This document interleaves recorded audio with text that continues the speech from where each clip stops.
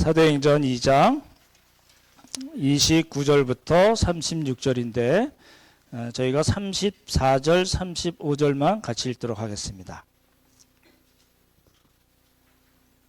다 찾으셨나요? 34절, 35절 우리 같이 합독하도록 하겠습니다. 찾으신 줄 알고 같이 읽겠습니다. 시작.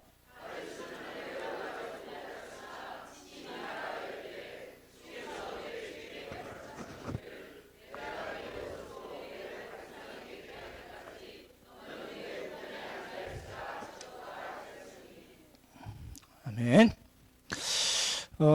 우리 옆에 분에게 인사를 나누실래요? 예수님이 부활하셨습니다. 인사 나누시기 바랍니다. 우리 영어로는 해피 이스터라고 그러죠? 그렇죠? 해피 이스터라고 그렇게 얘기합니다. 예수님이 부활하신 거하고 저희가 무슨 관계가 있나요? 예, 우리는 심판의 부활이 아니라 모든 사람이 다 부활해요. 예수님 믿건 안 믿건 다 부활하는데 우리는 심판의 부활이 아니라 무슨 부활이라고요? 예, 생명의 부활, 영생의 부활로 우리는 부활하는 겁니다. 그렇죠? 여러분에게 옆에 분에게 다시 한번 또 인사 나누실래요? 우리는 영생의 부활로 부활합니다.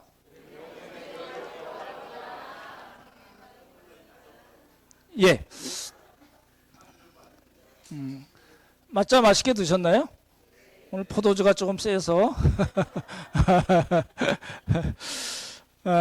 그 포도주는 우리 그 박소영 자매 아버님께서 직접 포도를 재배하신 거를 담으셔서 이렇게 매번 저희 성찬식 할 때마다 제공해 주시고요. 맛자는 우리 이방원 선생님께서 직접 제 과정은 모르는데 이렇게 하나씩 다 일일이 구우신 겁니다. 그래서 감사를 드리고요. 맛자로 성찬식 하는 데는 아마 거의 없을 겁니다.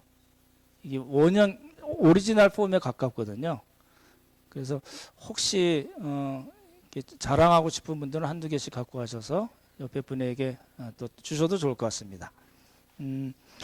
이제 지난주 저희가 그 멋있는 그 지혜의 숲 대강당에서 예배를 드릴 때 그런 말씀을 드렸습니다. 다윗이 누구라고요? 다윗은 선지자라. 그래서 성령의 감동을 받아서 시편을 73편을 썼습니다. 그래서 그 73편이 다 예수님에 관계된 건 아닌데 예수님이 메시아이심, 예수님의 나심, 고난, 죽으심, 부활, 승천, 다시 오심, 우리가 신앙 고백하는 모든 내용들을 다 다윗이 시로 다 이렇게 찬양을 하고 그 안에 예언의 요소가 있다고 말씀을 드렸잖아요. 그래서 다윗이 선지자이기 때문에 예언을 했는데 첫 번째는 지난주에 본 거는 사무엘하 7장의 내용이 뭐라고요? 다윗 언약. 그렇죠? 그 다윗 언약을 다윗이 선지자이기 때문에 알았다는 겁니다. 그 내용이 뭐냐면 선지자이기 때문에 알았는데 그 내용이 뭐냐면 다윗 언약, 나단이 하나님으로부터 받아서 다윗에게 이야기한 나단 신탁이라고 그러는데 그 내용을 다윗 언약이라고 그랬는데 그 내용이 뭐냐면 하나님 그렇게 약속하신 거예요. 네가 내 집 성전을 짓는 게 아니라 내가 너를 위해서 집을 짓겠다. 그렇죠? 다윗 왕조를 짓겠다 말씀하신 거고 다윗 왕국을 짓겠다고 하신 말씀이거든요. 다윗의 장막을 세우시겠다고 하신 말씀이거든요. 어떤 방법으로 하시냐면 내 후손 중에서 내 씨 중에서 어떤 한 사람을 내 위에 그 위에 앉혀서 왕 위에 앉혀서 내가 내 나라 다윗 왕조를 영원토록 견고하게 하겠다 약속하신 거예요. 그리고 다윗이 말씀드린 대로 그 선지자이기 때문에 미리 보았어요. 다시요. 선지자이기 때문에 다윗 언약을 알아들었고 또 선지자이기 때문에 다윗이 미리 보았습니다. 뭘 보았냐면 그게 이제 시편 16편에서 이야기잖아요. 기억나시나요? 음부에 버림이 되지 않고 육신이 썩지 않게 하신다. 메시아를 하나님께서 메시아를 보내시는데 그 메시아가 이 땅에 오셔서 죽임을 당하세요. 우리의 죄를 위해서 죽임을 당하시는데 음부에 버림받지 않고 그 육신이 썩지 않게 하실 것이다 라는 것을 다윗이 선지자이기 때문에 성령의 감동으로 알아서 시편 16편을 썼다는 이야기입니다. 그렇죠? 그리고 이제 그것이 이제 이렇게 보시는 거예요. 구약에 어떤 사건이 있잖아요.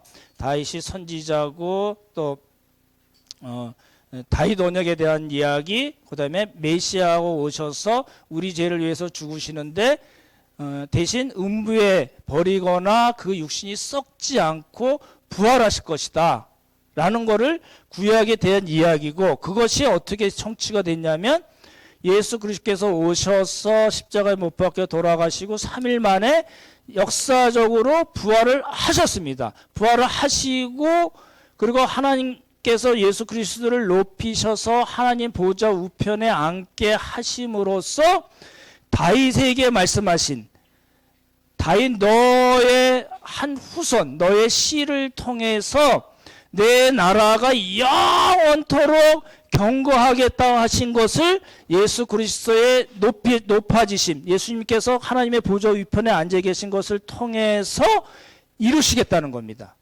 그래서 그때 말한 다윗 왕조는 뭘 가리킨다고 말씀드렸죠? 하나님 나라. 단순히 눈에 보이는 이스라엘 왕국에 의미하는 것이 아니라 하나님 나라를 영원토록 경고하게 하시겠다고 그러셨는데 어떤 방법을 해요? 예수 그리스도를 부활시키시고 하나님 보좌 위편에 앉히심으로써, 통치하게 하심으로써 그 다윗 언약을 성취하시겠다라고 하셨다는 겁니다. 그게 이제 지난주 말씀드렸던 내용이에요.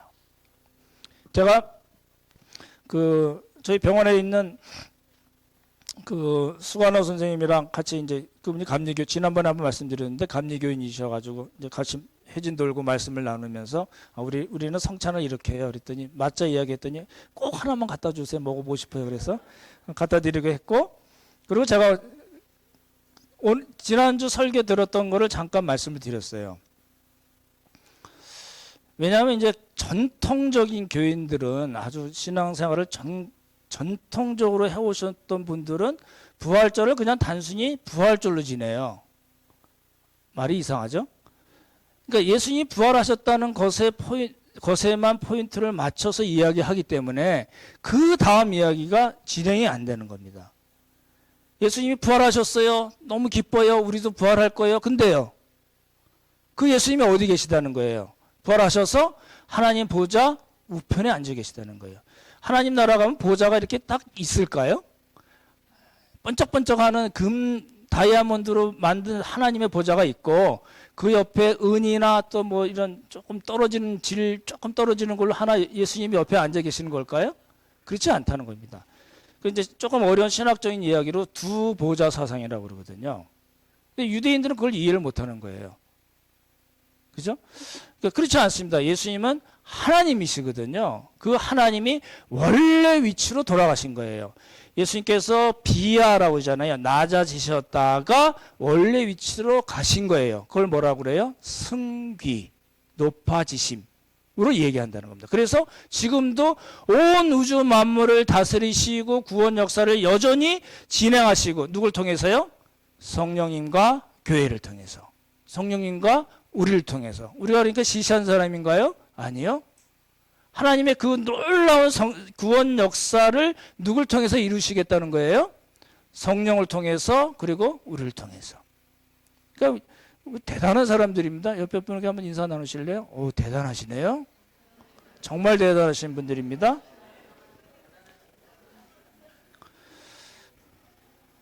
예, 오늘 말씀은 이제 그 얘기예요. 34절, 35절 읽었듯이 다윗은 하늘에 올라가지 못했어요. 죽어서 그 몸이 썩어졌어요.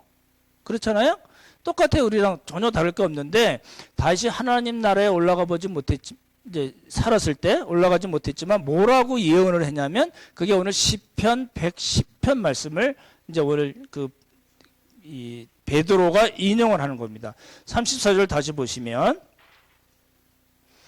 주께서 내 주에게 말씀하시기를, 이게 시편 110편에 나온 내용이거든요. 잘 보십시오. 인칭 대명사라고 그러죠. 누가 누군지 잘 구분해 보십시오. 내가 내 원수로 내 발등상이 되게 하기까지 너는 내 우편에 앉아 있으라 라고 다윗이 이야기한 거를 베드로가 인용을 했습니다. 잘 보십시오. 앞에 주는 누구죠? 주께서 내 주에게 이르시되, 누가 한 말이에요? 다윗이 지금 한 시를 베드로가 인용한 거예요. 그러니까 주께서 내 주에게 말씀하시기를. 그렇죠. 그 시편 110편은 그대로 나와 있어요. 여호와께서 내 주에게 말씀하시기를.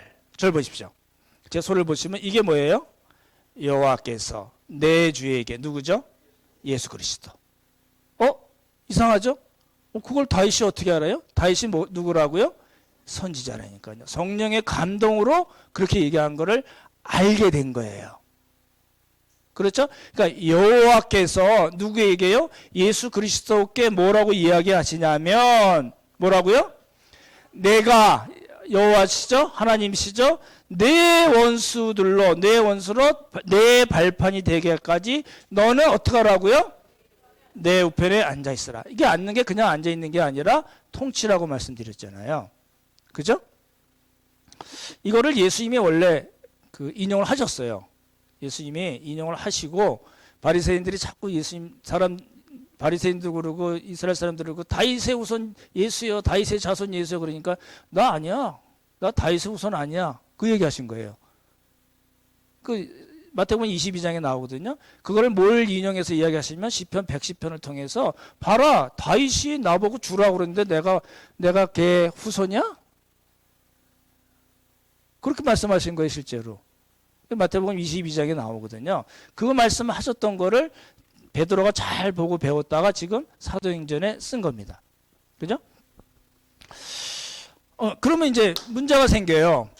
예수님이 지금 하나님 우편에 앉아 계세요. 언제까지 앉아 계시는 거예요, 도대체? 예? 재림이라는 표현이 안 나와 있죠, 여기? 오늘 본문으로 보면 뭐라고 나와 있죠?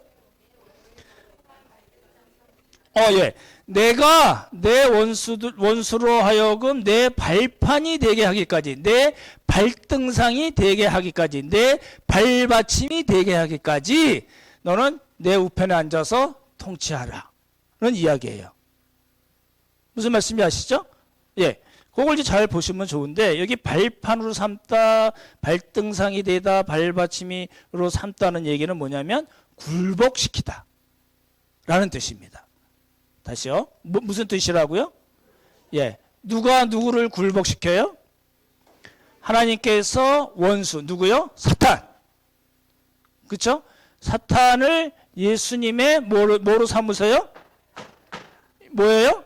발등상, 발판, 발받침으로 삼을 때까지 기다렸다가 어떤 일이 생겨요? 예수님께서 재림하신다는 거예요. 그죠? 그 얘기입니다. 이게 이제 이 발등상, 발판이란 말은 성경에 여러 번 나옵니다. 히브리서에도 나오고 여기저기 나오는데, 그러면 이게 무슨 말일까요? 내가 내 원수로 내 발등상이 되게 하기까지 너는 내 우편에 앉으라. 이게 무슨 말일까요? 우리 PPT 준비됐나요? 예, 한번 보여주시기 바랍니다. 발등상을 보여드리겠습니다.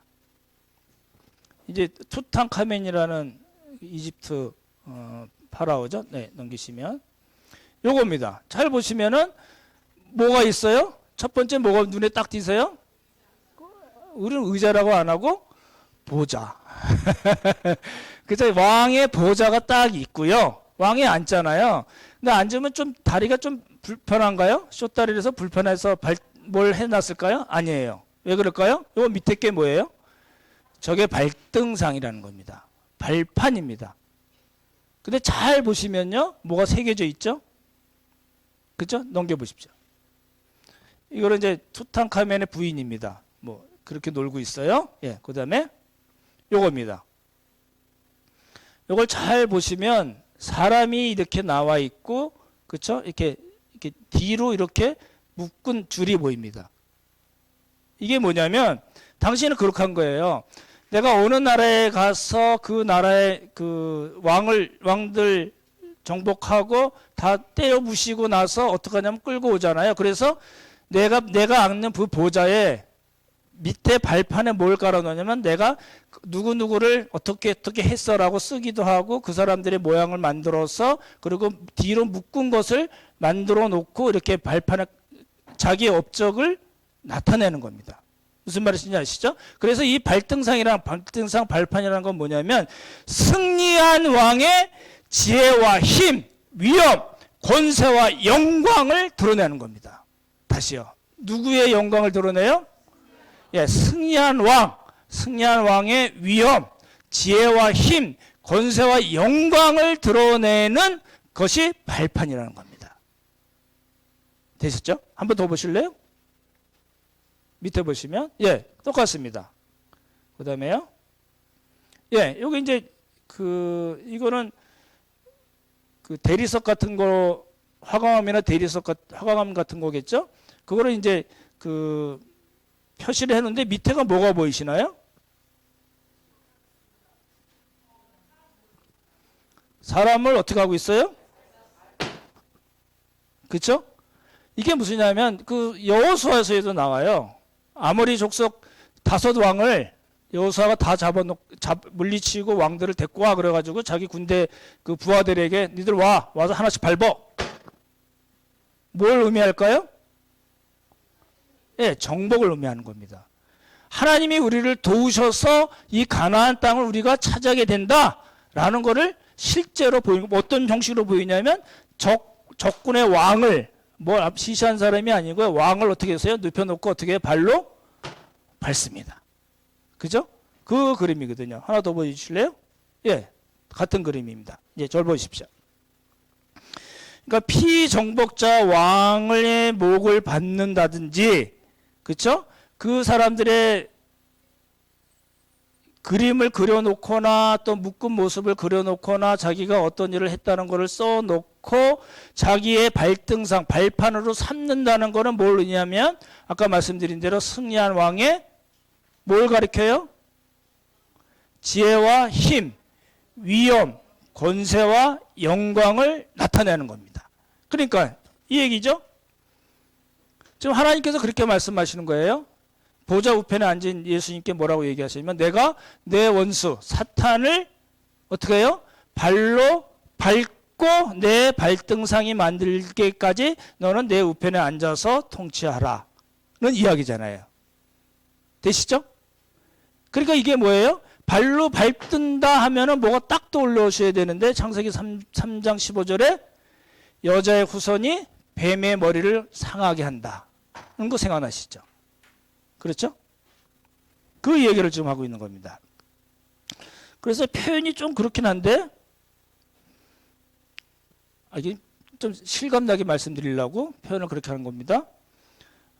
예수님의 원수, 여인의 후손인 예수님의 원수인 뱀의 대가리가 깨져가지고 피가 철철 흐르고 있어요. 그래서 우리가 어떻게 이해할 수 있냐면 고린도전서 15장의 언어로 말씀을 드리면은 사망아 너의 이기는 것이 어디 있느냐.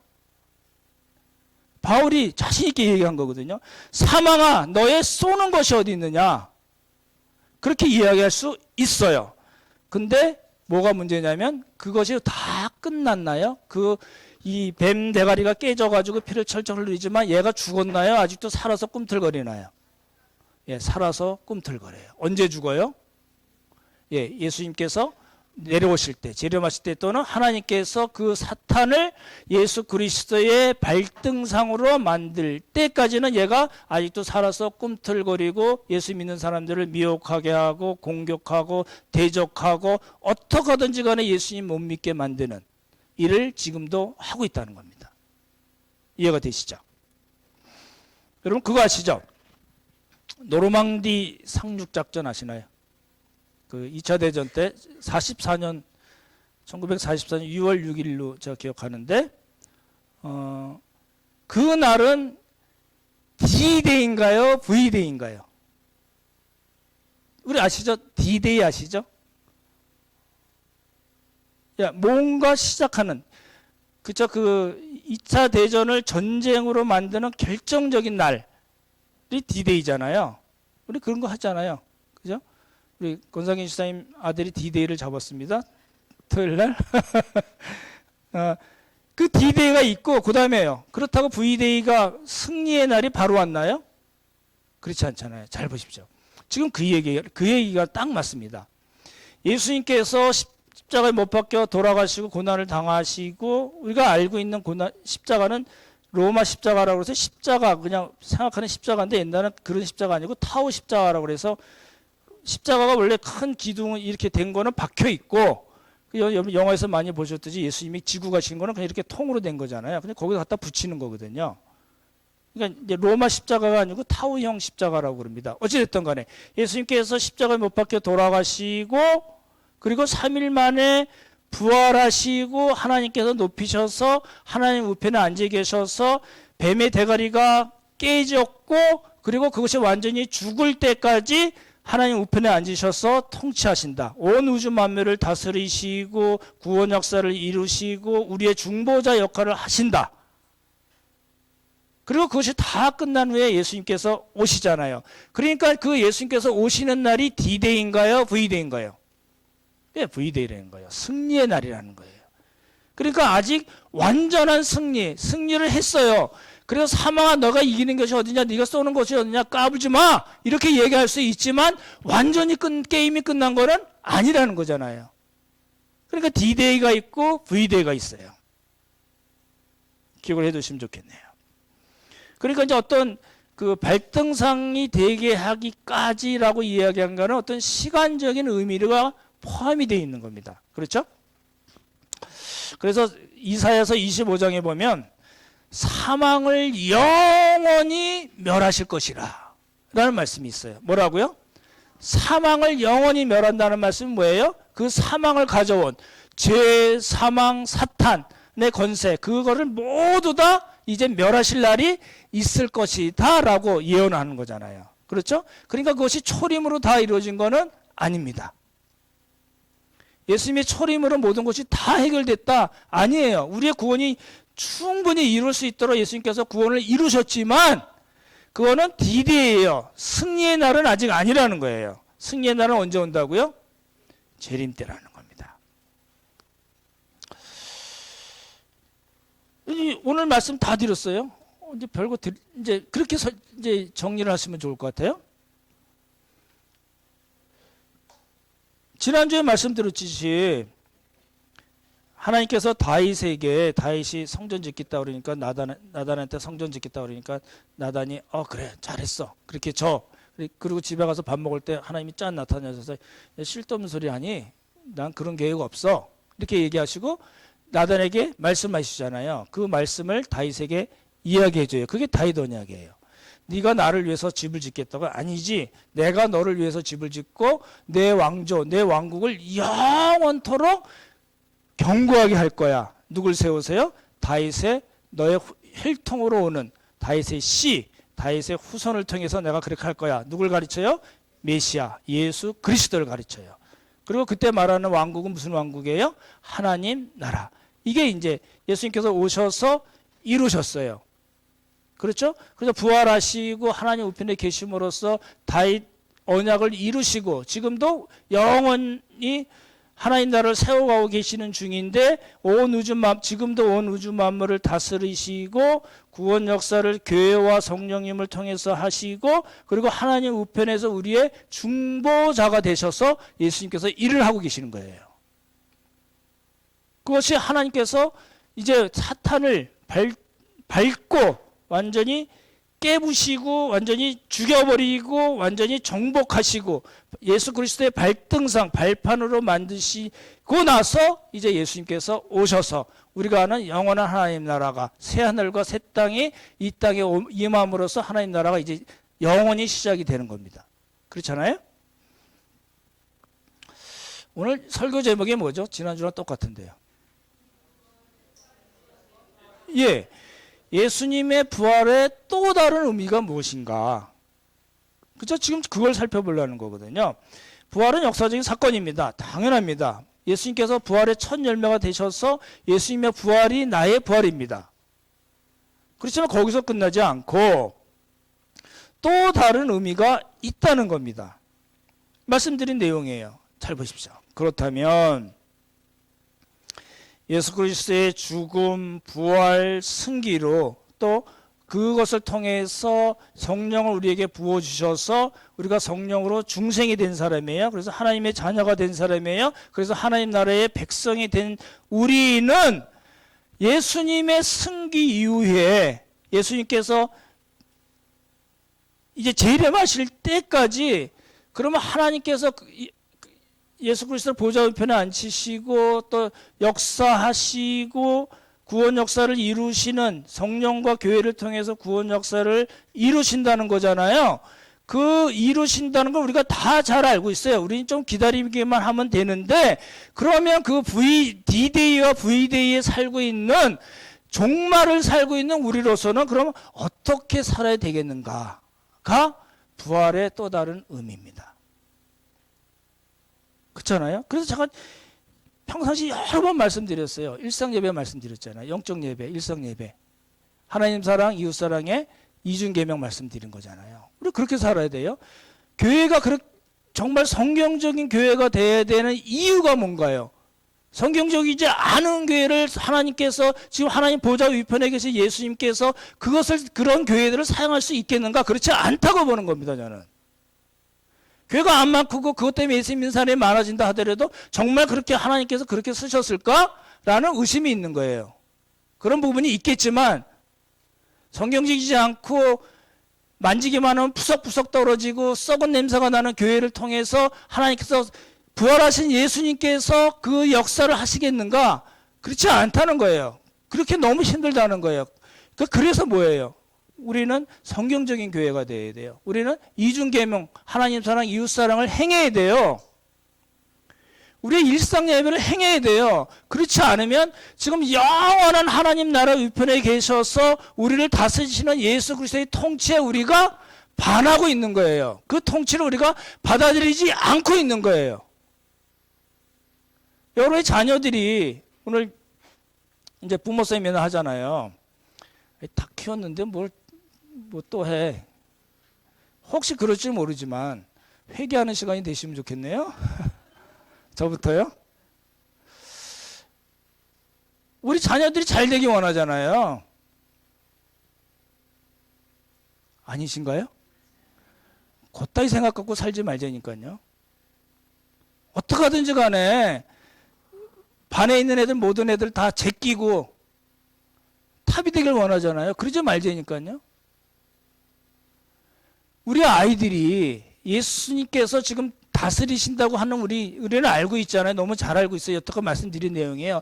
예수님께서 다스림에 우리 아이들이 어떻게 반응하고 어떻게 살아나가야 되고 어떻게 자기 길을 개척해 나가야 되고 그래서 하나님께서 원하시는 대로 예수님께서 원하시는 대로 우리 아이들의 삶을 잘 살 수 있는가? 그럼 우리 아이들의 숙제이기도 하지만 부모들의 숙제이기도 하거든요. 지금도 다 장성했어요? 장성해서 이제 뭐라고 그러든 말을 안 들어 쳐먹어요? 예, 그렇잖아요. 그래요.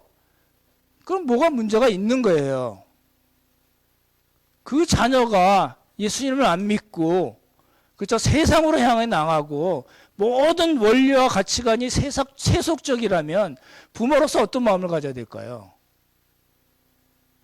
예수님께서 다스린 걸 우리가 알고 있는 부모로서 자녀들이 그렇게 살면 뭐 공부 잘해서 좋은 대학 가고 좋은 데 진학하면 돼. 그게 그냥 그걸로 끝나는 건가요?